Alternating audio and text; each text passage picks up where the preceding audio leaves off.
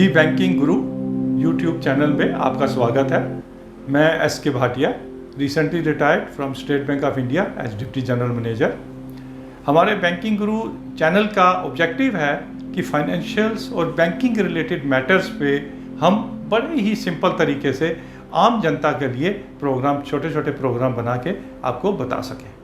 Banking गुरु में आज हम बात करेंगे बिजनेस लोन की। जब भी कभी हम बिजनेस लोन लेने के लिए बैंकों के पास जाते हैं तो हमारी बैलेंस शीट्स को देख के कई तरह के सवाल हमारा बैंकर हमसे करता है।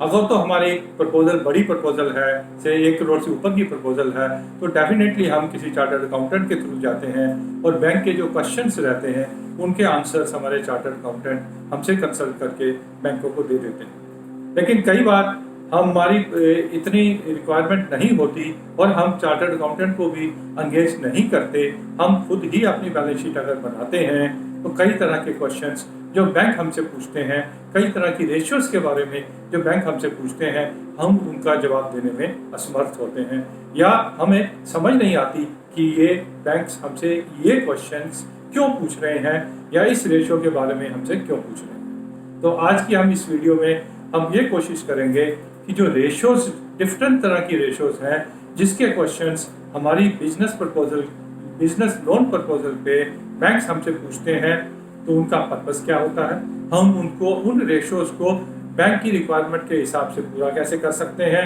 और हमारे बेनिफिट के लिए, हमारी बिजनेस के बेनिफिट के लिए इन रेशियोज का क्या महत्व है। सबसे पहले हम ले रहे हैं जो जनरल एक क्वेश्चन किया जाता है, वो रहता है करंट रेशियो।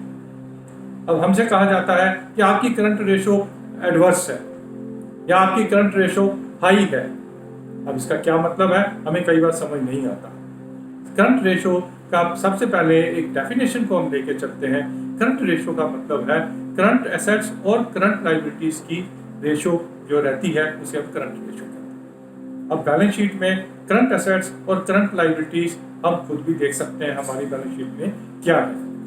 अब बैंक्स एक्सपेक्ट करते हैं कि जनरली 1.33 की ये करंट रेशो होनी चाहिए, मीनिंग देयर बाय कि हमारे करंट एसेट्स 1.33% होनी चाहिए करंट लायबिलिटी के। अगर हमारी 100 रुपए की करंट लायबिलिटी है तो हमारे पास 133 रुपए के हमारे पास करंट एसेट्स होने चाहिए।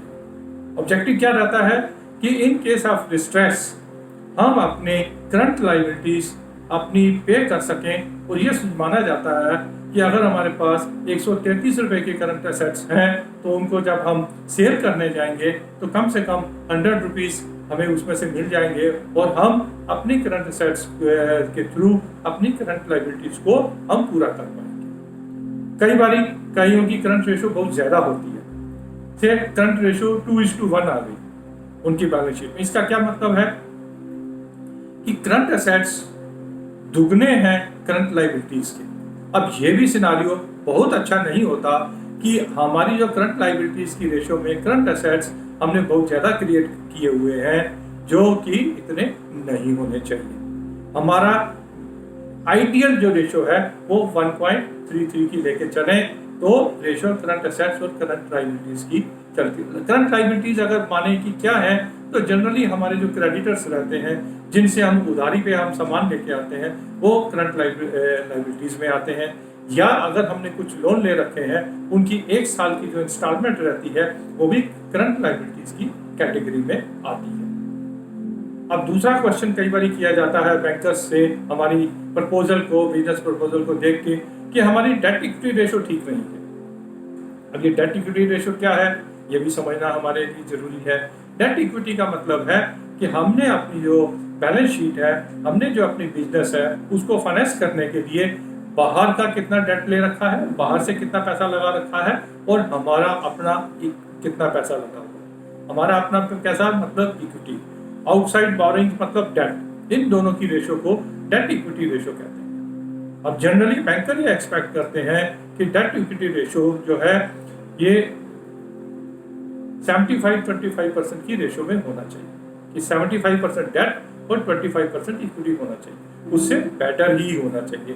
हर किसी प्रपोजल में, हर किसी बिजनेस लोन के लिए बैंक्स की एक्सपेक्टेशन रहती है कि 25% हमारा अपना पैसा लगा हुआ हो और 75% जो है बाहर से लोन लेके या बाहर से बोरिंग्स करके हम अपना बिजनेस में लगाएं।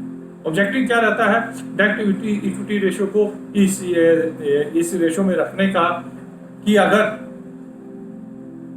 कुछ भी बिजनेस में प्रॉब्लम आती है तो हमारी जो इक्विटी है वो इतनी होनी चाहिए कि छोटी मोटी प्रॉब्लम को बेयर कर सके और उसके बावजूद भी हम अपनी बिजनेस को चलाते रहें। तीसरी रेशो जिसके बारे में बैंकर्स बात करते हैं उसे कहते हैं DSCR, मतलब डेट सर्विस कवरेज रेशो। इसका क्या मतलब हुआ कि अगर हमने जो लोन लिया है या जो लोन लेने वाले हैं, अब अगर उसको सर्विस करने के लिए, मतलब उसकी इंस्टॉलमेंट्स देने के लिए या उसके ऊपर जो इंटरेस्ट लगेगा वो देने के लिए हमारे पास कितना प्रॉफिट अवेलेबल है, इसे कहते हैं डेट सर्विस करने के लिए कवरेज कितनी अवेलेबल है। से हमारा प्रॉफिट है 100 रुपीज और हमने डेट ले रखा है 400 रुपीज। अब 400 रुपीज के ऊपर जो इंटरेस्ट लगेगा और जो इंस्टॉलमेंट बनेगी उसको पे करने के लिए हमारे पास 100 रुपीज अवेलेबल है। डेट और हमारे पास प्रॉफिट की जो रेशियो है उसे हम डेट सर्विस कवरेज रेशियो कहते हैं। बैंकर्स की एक्सपेक्टेशन रहती है कि 2:1 की डेट सर्विस कवरेज रेशियो रहे, कि हमारा जो प्रॉफिट है वो ऑलमोस्ट डबल होना चाहिए।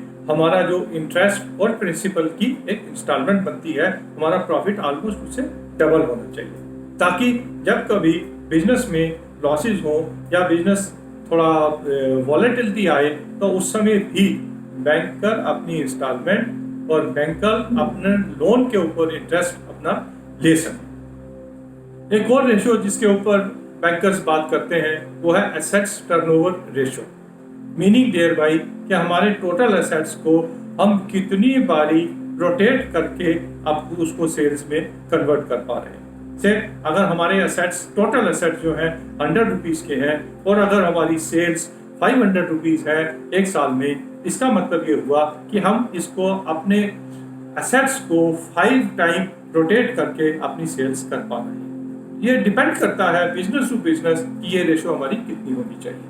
जैसे ट्रेडिंग में ये टर्नओवर रेशो 1:10 की रहती है, लेकिन मैन्युफैक्चरिंग में ये रेशो 2:1 तक की ही रहती है।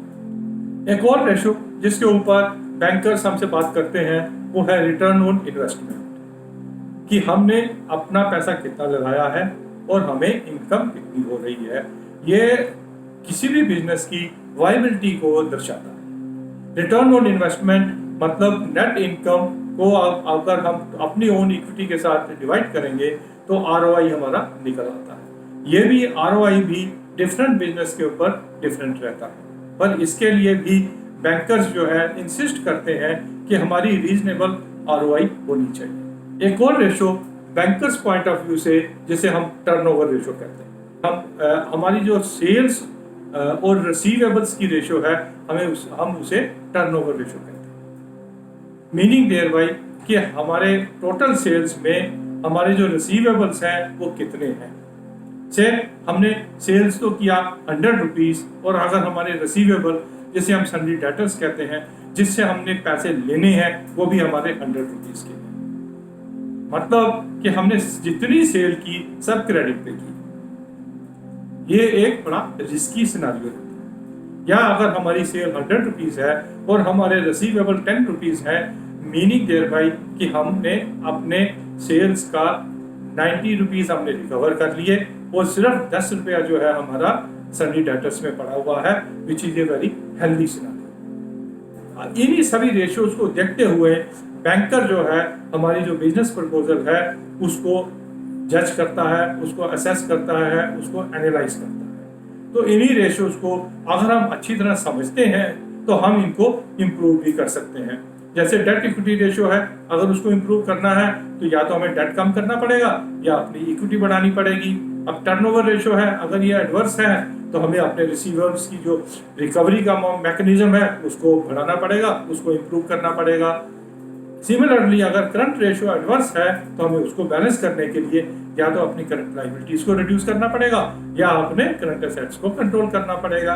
इन रेशियोज को अगर हम खुद समझेंगे तो हम उसका समाधान करके बैंकर्स की रिक्वायरमेंट के हिसाब से हम उन रेशियोज को बना पाएंगे और हमारे लोन सैंक्शन करने में आसानी होगी, जो एक जनरली एक आइडियल बिजनेस के लिए भी रेशोज होती हैं, वही रेशोज बैंकर्स भी हमसे एक्सपेक्ट करते हैं जब हम एक बिजनेस लोन लेने जाते हैं।